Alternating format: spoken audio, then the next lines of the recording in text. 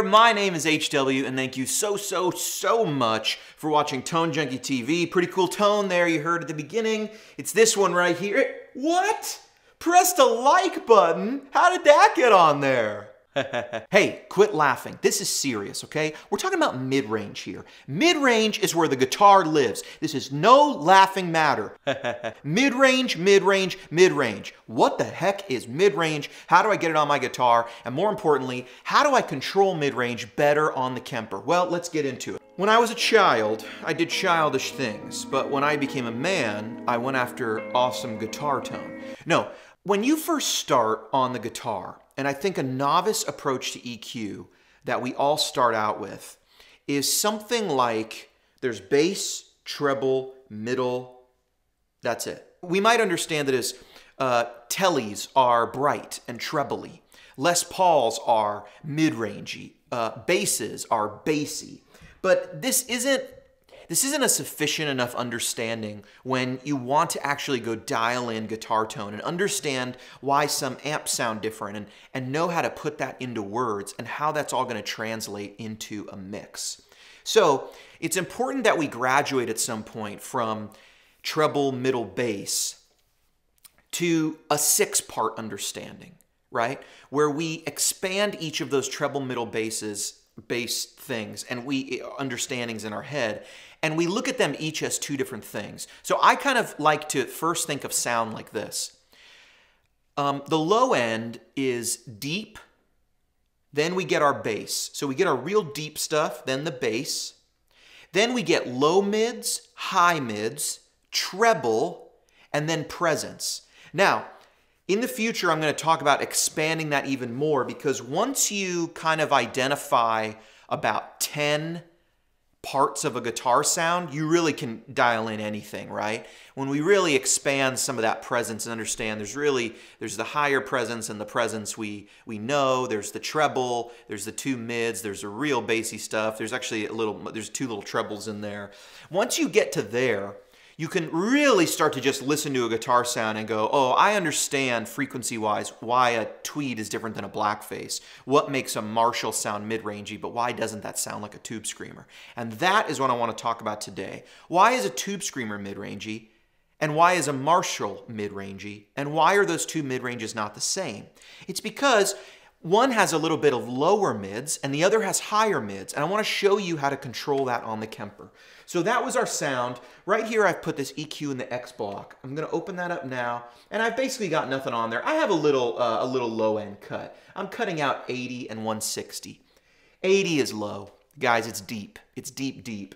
Our 160 is going to be our bass, okay? I'm cutting a little bit because this is a small amp. I don't need the bass that I captured from the proximity effect of the microphone. We don't need it. Let's talk about the rest of this now.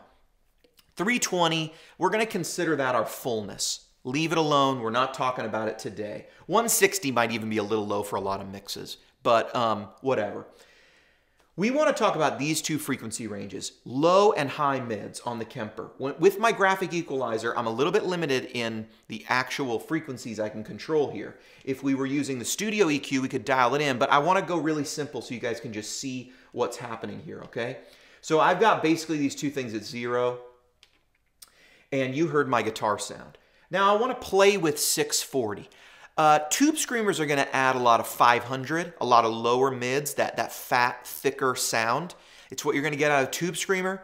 It's what you're going to get out of a thick microphone placement. It's what you're going to get when you really want to get a lead sound and a thick lead sound going. For our purposes, we've got 640 hertz. Check it out. Here's my sound without it. I'm on a bridge humbucker.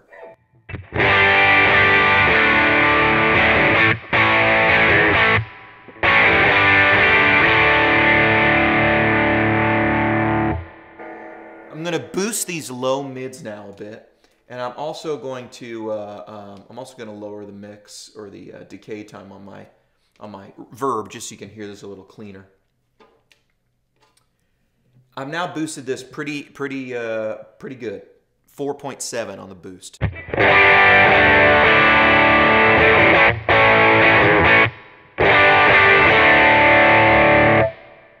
Now I'm going to cut it about an equal amount.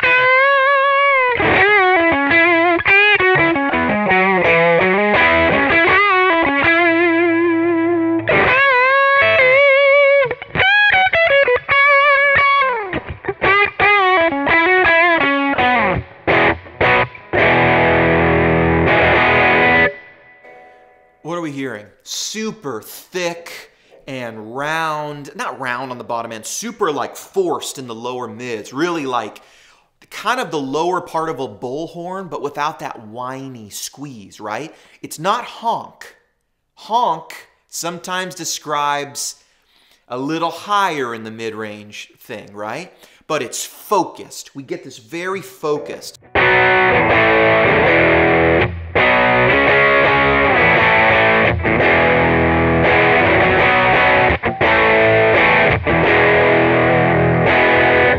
This is a really effective area in the frequency spectrum to dial in a very focused rhythm guitar that's going to sound thick and have a spot with a bass, but you are nowhere near the vocals, which leads us into the other band of mid-range. Let's put this one back at 0, and now let's go back and let's look at our higher mids, what we're going to call our higher mid-range. This is going to be 1250.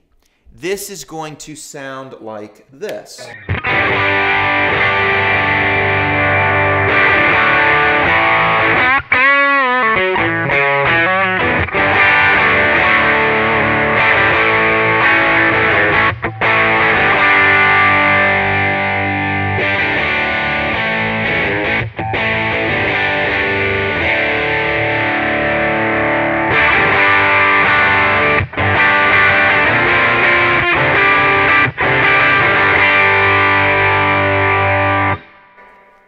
If you've ever used a Marshall Super Lead head or something, you may have had the experience that a lot of people have their first time, which when they boost the mids, they go, wait a minute, that feels like a treble control. It can feel like a treble control. These upper mid frequencies make your guitar come out and are a bit more present. But let's look at an actual, something more where I would call the treble of the guitar in this 2500 range.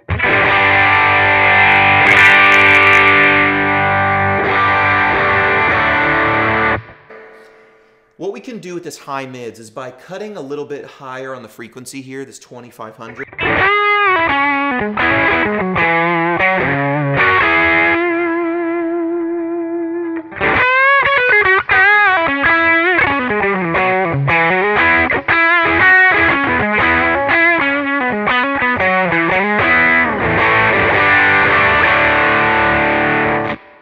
We have turned that, listen.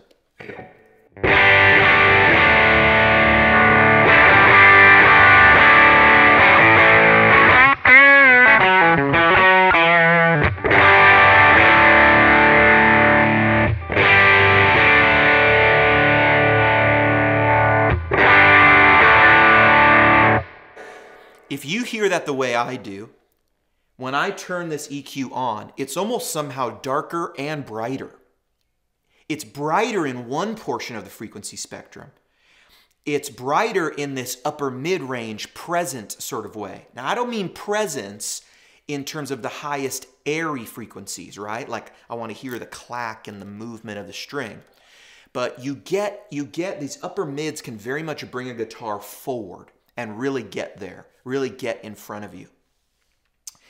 These types of mid-ranges are, this mid-range higher mids like this is, you'll hear them in Marshalls. You'll also get some of it in a Klon. A lot of times when you boost amps with Klons, you're kind of making up for more of these upper mid-range frequencies. Although you're often mixing it with treble, so it can be a bit deceiving because there's a treble knob on the Klons and a lot of people usually turn them up.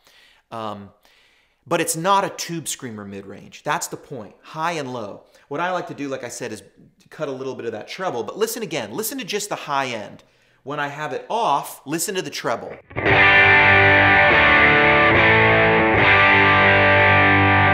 You can hear it's actually bright, although it's a thick sound. There's a good amount of mids in there. Listen to it now with this EQ on.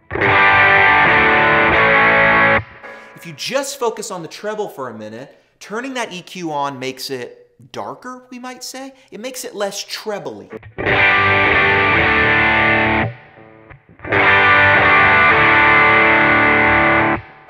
But when we listen to the mid-range now, listen to the original sound.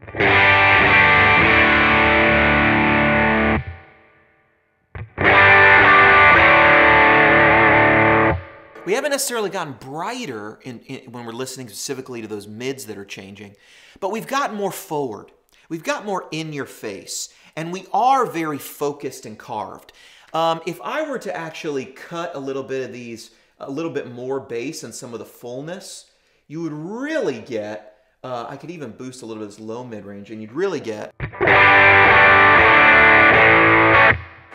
Why is that useful? In a mix, you might EQ a guitar this way to throw in a part under a rhythm, you know? You might have a big full rhythm, but if you have two guitars, you might want one to sound like this.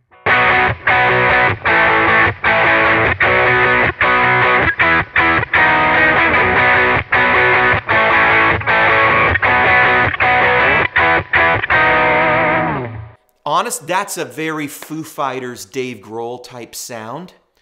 Shallow in the bass. He uses an AC30 to sort of get a thing like that, but he uses a growly mid-range sort of AC30 shallow in the bass, and then you usually have Chris or Pat are going to have a different guitar sound. You know, they're probably going to use a larger amp, and there might be a little more bass in their sound, or they might just be doing a lead on top of that, a trebly lead. I don't know. You listen to the Foo Fighters if you don't know what I'm talking about, but it leaves plenty of room for the bass, and it's these very focused rockin' guitar sounds.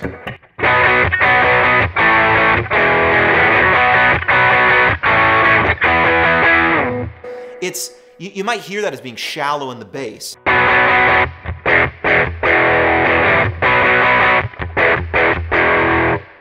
But what's going to happen is the bass is going to fill in under you, and you're not going to notice.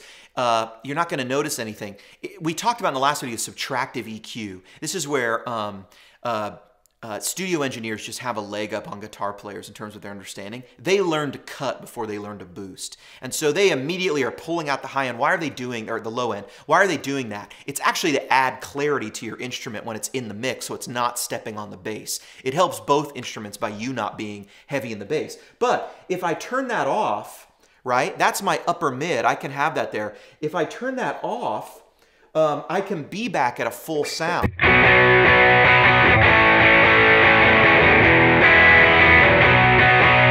Now I might even take this sound, and I might come back into this EQ, and I might boost that treble up, right? I might boost these low mids. I'm gonna cut a little more fullness out. I'm gonna by boosting this treble and boosting these upper mids, I might be able to add a lead sound.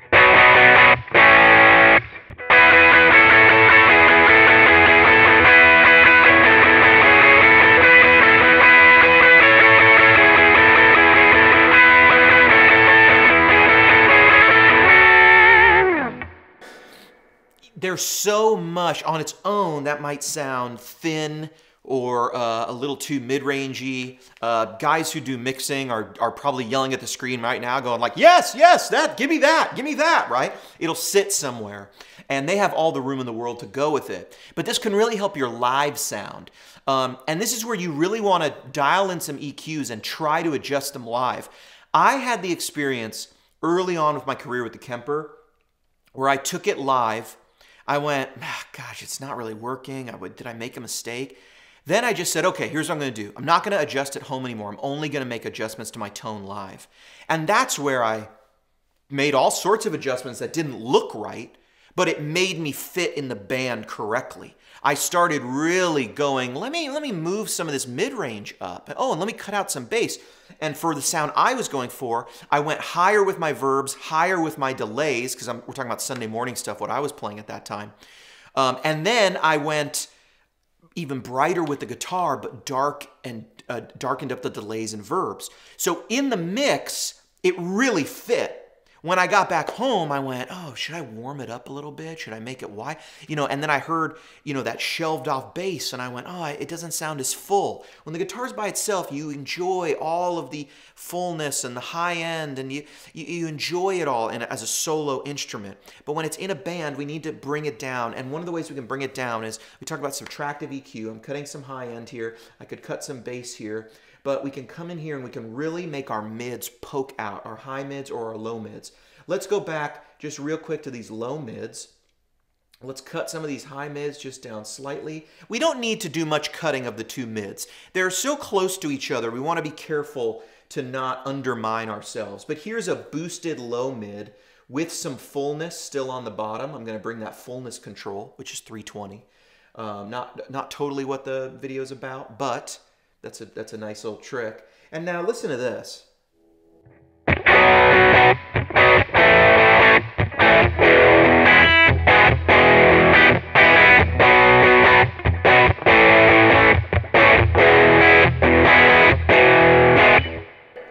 If I bring it over and actually bring the treble up a little bit, I'll get a nice scoop in my sound.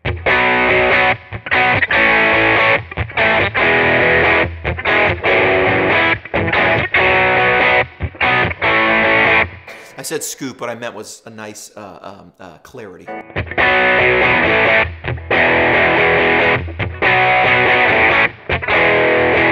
HW, I don't like the sound of that. It's too tin canny. Okay, add the high mid.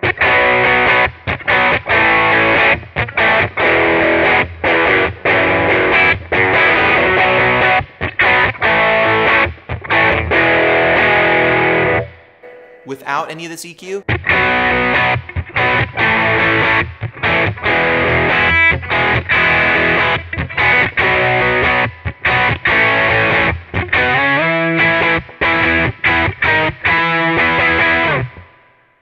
With this EQ.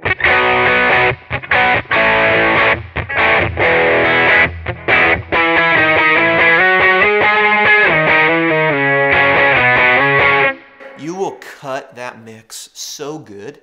You will have such a spot in there.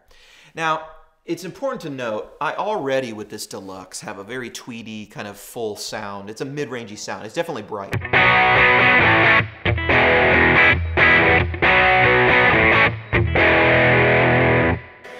But the part that's going to come through the mix is going to be more of that mid-range. So why not just control that independently? I think it's really important for guitar players as we try to get tone better, as we try to make better tone, as we try to, that we really identify the sound we're going after. It's not just tube screamers or mids, Marshalls are mids, tweed amps are mids. How could that all be true? They all sound so different. Why do they sound so different? It's the relationship between these frequencies. It also has to do with high end, how it relates to the mid-range. Do you have a lot of presence or a little bit of presence? Are you very focused? Are we cutting? Are we using the subtractive EQ idea to get less low end? Or are we just adding mid-range on top? All these things can yield great results. They can all yield less than great results. But mixes are independent of other mixes. So the idea that something is sort of mix ready because it has a lot of mids, well, okay, which mix is it ready for? And that's really the point. You can create profiles, you can create sounds that you just jump in and the guitar has a great voice. That's definitely possible. But what are you going to do when you have two guitars? How are you going to make two guitars have their independent voices? Is one going to abandon the mid-range completely? Is one going to go super scooped, Dimebag Darrell super scooped, and the other one's going to be Joe Bonamassa, Joe Walsh, super mid-rangey with a Tweed Deluxe? Probably those two sounds are not going to work together. So you've got to find a way. Maybe it's through the guitar pickups to make them a little bit different. But one really useful way, and the producer's going to do this, the producer is going to get you two out of each other's way. The producer is going to want to find a thicker rhythm guitar sound that really stays away from the vocal so that he can just leave that in. We want that rhythm guitar to be there and audible because chances are the rhythm guitar is playing while there's vocals. That's true in so many types of music.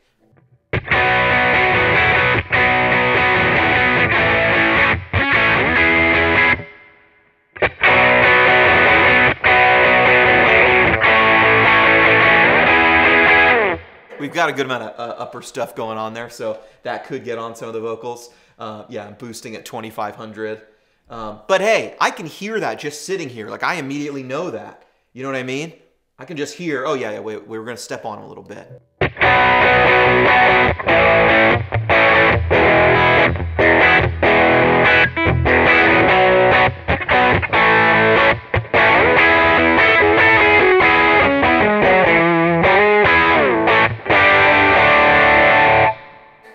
Honestly, all all that could be too much. That could be too much mid-range for a lead guitar. We might actually come back, or for a rhythm, we might actually come back here.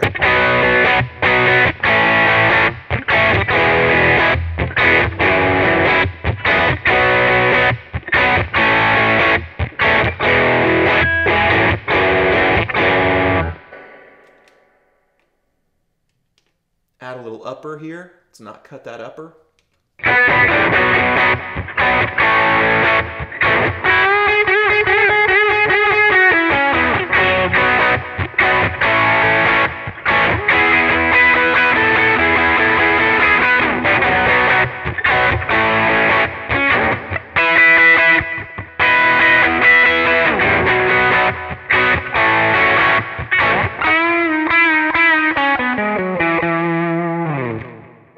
So many options, so many flavors. We're at one guitar with one control. I guarantee if you put in this X slot, an EQ, and you look at these two frequencies, if you look at 640 as your low mids, 1250 as your upper mids, you are gonna understand, you're gonna go, what happens when I boost them together, when I boost them apart, what happens when I do all this stuff? And I want you to do it. I could do it for you.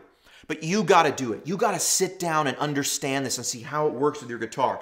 I'm gonna make some presets that are gonna be like 4 mid-range boost EQs.